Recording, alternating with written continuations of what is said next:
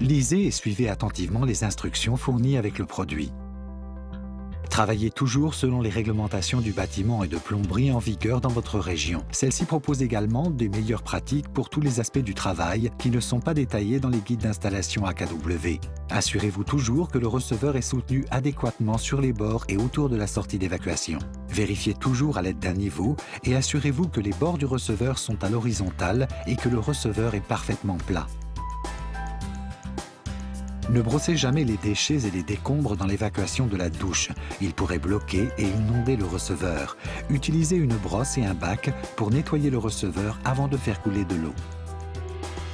Si vous utilisez des solvants, retirez toujours tout excès de colle. N'en laissez jamais autour des joints car ils ramolliront le tube ou endommageront le joint. Assurez-vous toujours que les joints des conduites sont installés adéquatement. Ne les serrez pas excessivement. Utilisez un enduit étanche dès que nécessaire.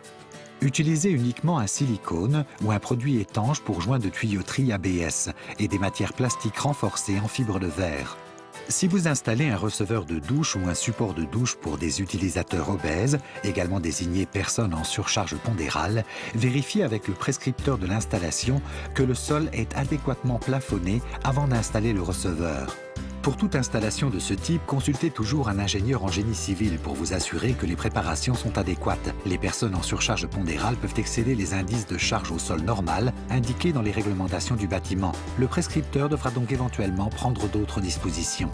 Un fléchissement excessif du revêtement de sol en raison d'un trafic d'utilisateurs obèses abîmera le receveur s'il n'est pas adéquatement soutenu. Des solives supplémentaires, un renforcement du revêtement du sol avec un contreplaqué de 20 mm et un renforcement des assises ou traverses tous les 400 mm sous le receveur aideront à renforcer le sol pour accueillir le receveur et soutenir l'utilisateur.